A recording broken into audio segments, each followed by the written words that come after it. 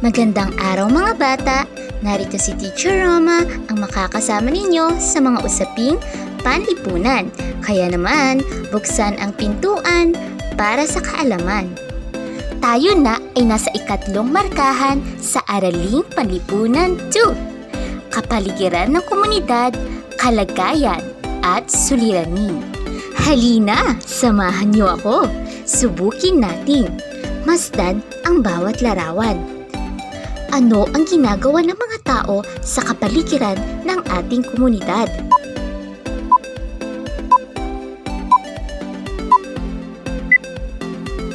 Sila ay naghahagis ng basura sa kanal. Mga bata, tama ba ang ginagawa nila? Mali, dahil ang pagtatapon ng basura sa kanal ay maaaring magdulot ng pagbaha sa ating komunidad. Sunod na larawan naman. Ano ang ginagawa ng mga tao sa kapaligiran ng ating komunidad?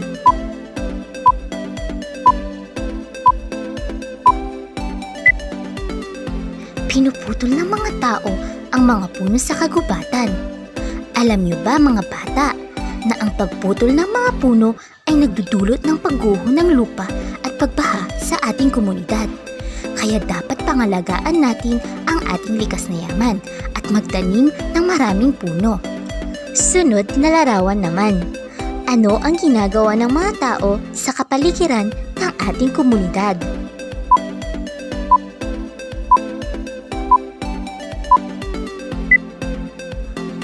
Pagtatapon ng mga basura sa dagat o ilog. Dapat ba silang tularan? Hindi, dahil ang pagtatapon ng basura sa ilog ay nagdudulot ng pagkamatay ng mga isda. Balikan natin. Panuto. Suriin ang mga nasa loob ng kahon. Isulat sa tamang talahanayan sa kung saang bahagi ng kapaligiran makukuha ang mga pangunahing pangangailangan ng mga tao sa komunidad. Isulat ang mga sagot sa sagutang papel. Ang palay, ito ba ay mula sa kapadagan o kabundukan o mula sa dagat?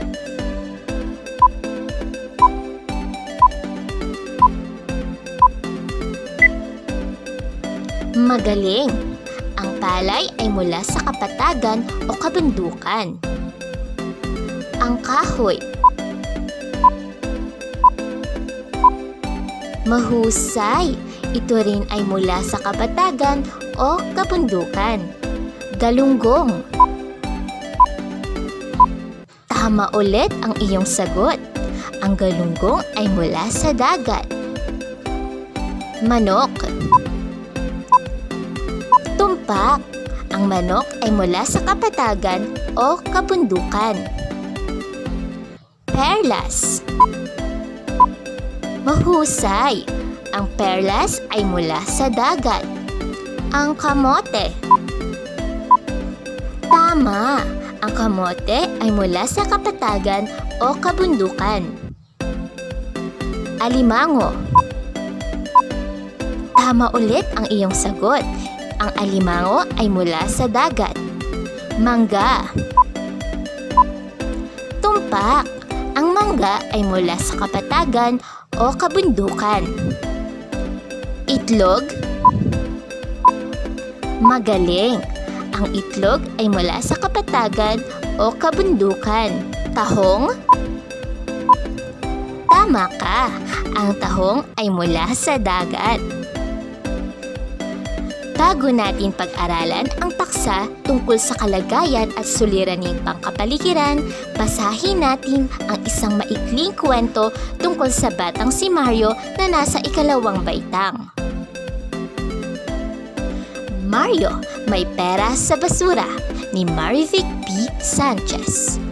Ang pamilya ni Mario ay isa sa mga pamilyang naapektuhan ng krisis dulot ng COVID-19. Naisipan ni Mario na tumulong sa kanyang pamilya. Naalala niya ang habiling ng kanyang nanay tungkol sa paghiwalayin ang mga basura dahil nilalangaw ang mga ito at nagdudulot ng sakit. Sa tulong ng kanyang ate, pinaghiwalay niya ang kanilang basura sa mga nabubulok sa di nabubulok. ibinenta nila sa junk shop ang mga bagay na maaari pang pakinabangan. Marami ring naipong pera si Mario mula sa mga basurang pwedeng pakinabangan. Ipinatago niya ang perang naipon sa kanyang mga magulang upang magamit niya sa kanyang pag-aaral. Ngayon naman, ating sagutin ang mga katanungan. Sino ang batang nasa kwentong ating binasa? Mahusay! Ang batang nasa kwentong ating binasa ay si Mario. Pangalawang katanungan. Ano ang naisipan ni Mario para makatulong sa kanyang pamilya? Tama! Naisipan ni Mario na magkapera mula sa kanilang basura. Pangatlong katanungan. Sino ang tumulong kay Mario? Tumpak! Si ate ang tumulong kay Mario. Pang-apat na katanungan. Kanino ibinigay ni Mario ang perang kinita mula sa basura? Tama ka! Ibinigay ni Mario sa kanyang mga magulang ang perang kinita niya mula sa basura. Saan gagamitin ni Mario ang perang iniipon niya? Magaling! Gagamitin ni Mario ang perang iniipon niya sa kanyang mga pangangailangan sa pag-aaral. Bakit kaya mahalaga ang ating kalikasan? Mahalaga ang ating kalikasan dahil dito tayo kumukuha ng ating mga pangangailangan. Kapag hindi natin ito inalagaan, magkakaroon tayo ng mga problemang pangkapaligiran. Ating alamin ang mga suliraning nangyayari sa ating komunidad. Pagbaha sa komunidad dahil sa mga basurang nakabara sa mga kanal. Alam niyo ba na ang maling pagtatapon ng basura ay nakakasira sa ating kapaligiran? Nakababara ito sa daluyan ng mga kanal tuwing umuulan na dahilan ng pagbaha sa ating komunidad. Nakakalbong kagubatan.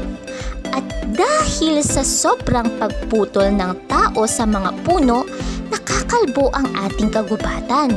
Kapag hindi pinapalitan ang mga pinutol na mga puno, magkakaroon ng pagbaha at pagguho ng lupa. Polusyon sa dagat o ilog. Maraming mga isda ang namamatay dahil sa mga basurang itinatapon dito na nakakalason sa mga lamang tubig. At maruming kapaligiran. Tapon dito, tapon doon. Alam niyo ba na ang maling pagtatapon ng mga basura ay nagdudulot ng pagdami ng mga peste tulad ng langaw at daga na nagdudulot ng sakit sa mga tao? Mahalaga ang ating kalikasan dahil dito tayo kumukuha ng ating mga pangangailangan. Kapag hindi natin ito inaalagaan, magkakaroon tayo ng mga problemang pangkapaligiran. Ang mga sumusunod ay ilan sa mga suliraning ito na nangyayari sa ating komunidad. Pag-aralan natin ang mga ito. Mga suliranin ng kapaligiran sa ating komunidad. Gamit ang graphic organizer, ilagay natin sa loob ng bilog ang mga suliraning pangkapaligiran sa komunidad. Pagbaha sa komunidad dahil sa mga basurang nakabara sa mga kanal, polusyon sa dagat o ilog, nakakalbong kabundukan, at maruming kapaligiran. Piliin ang letra ng tamang sagot. Unang bilang, dinadapuan ng mga blank ang mga basurang nakatambak sa kapaligiran. A. Bubuyog, B. Langaw, C. Paru-paro, D. Gagamba.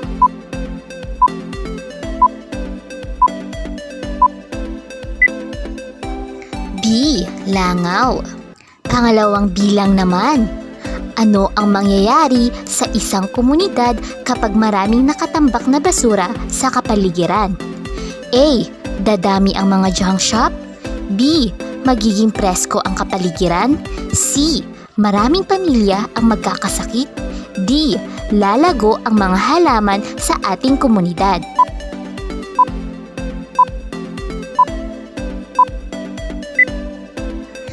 C.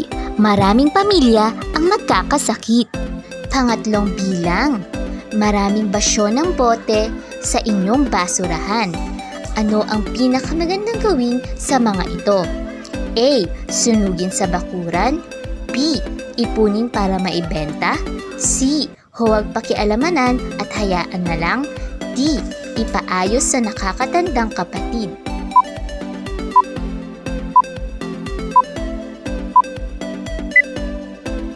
B.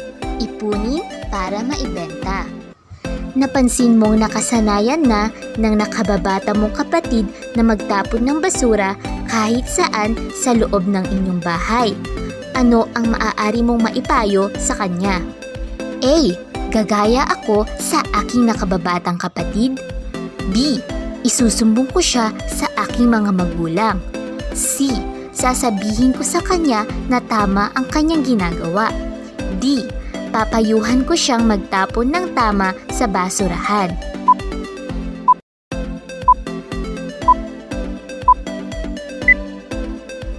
D. Papayuhan ko siyang magtapon ng tama sa basurahan. Matapos hiwain ni nanay ang mga gulay ay tinawag kanya para itapon ang mga pinagbalatan niya. Saan mo itatapon ang mga ito? A. Itapon ang mga balat ng gulay sa basurahan para sa di nabubulok na basura. B. Ilagay ang mga balat ng gulay sa plastik at itapon sa mga halaman. C. Itapon ang mga balat ng gulay sa bakuran. D.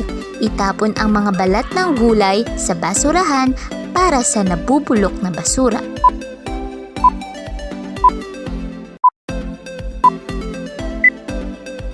D.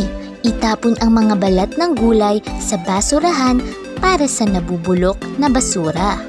Ngayon naman, ipakita ang masayang mukha kung tama ang pangungusap at malungkot na mukha naman kung hindi. Unang bilang, ang pagtatapon ng mga basura sa mga ilog o dagat ay nakalalason sa mga isda at iba pang mga lamang dagat. Ang tamang sagot ay masayang mukha. Pangalawang bilang, ibulsa muna ang mga munting basura kapag walang makitang basurahan. Masayang mukha. Pangatlong bilang, nagiging dahilan ng pagbaha ang mga basurang nakabara sa mga kanal. Masayang mukha. Pang-apat na bilang naman, linisin natin ang ating kapaligiran para makaiwas sa sakit.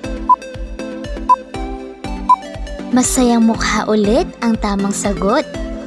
At panghuling bilang, nakatutulong ang mga basura sa ating kapaligiran. Malungkot na mukha ang tamang sagot. At para sa ating huling pagsasanay, pagtambalin ang hanay A sa hanay B. Isulat ang sagot sa patlang. Isulat ang titik ng tamang sagot sa sagutang papel. Unang bilang, pagtatapon ng mga basura sa dagat. Ito ba ay A. Pagkakalbo ng kagubatan? B. Pagkakasakit ng pamilya? C. Pagbaha sa komunidad? D. Pagkamatay ng mga isda? E. Pagbaho ng kapaligiran. Letter D. Pagkamatay ng mga isda. Pangalawang bilang, baradong mga kanal. Ito ba ay A. Pagkakalbo ng kagubatan? B. Pagkakasakit ng pamilya? C. Pagbaha sa komunidad? D. Pagkamatay ng mga isda? E. Pagbaho ng kapaligiran. Letter C. Pagbaha sa komunidad. Pangatlong bilang naman, pagputol ng mga puno sa kabundukan. Ito ba ay letter A. Pagkakalbo ng kagubatan? B. Pagkakasakit ng pamilya? C. Pagbaha sa komunidad? D. Pagkamatay ng mga isda? E. Pagbaho ng kapaligiran. Tama! Letter A. Pagkakalbo ng kagubatan. Pang-apat na bilang, hindi paghihiwalay sa mga nabubulok at di nabubulok na basura. Tumpak, letter E, pagbaho ng kapaligiran. Panghuling bilang, nilalangaw na kapaligiran. Mahusay, letter B, pagkakasakit ng pamilya. At para sa inyong takdang aralin, basahin ang mga pangungusap sa ibaba. Isulat sa patlang sa loob ng puno ang letra ng mga pangungusap na dahilan ng pagkasira sa ating kapaligiran. Gawin ito sa sagutang papel. At dito nagtatapos ang ating talakayan. Paalam at maraming salamat sa inyong pakikinig. Ito si Teacher Roma ang nagsasabing ang kaalaman ay nandyan lang. Kaya naman, buksan ang pintuan ng kaisipan.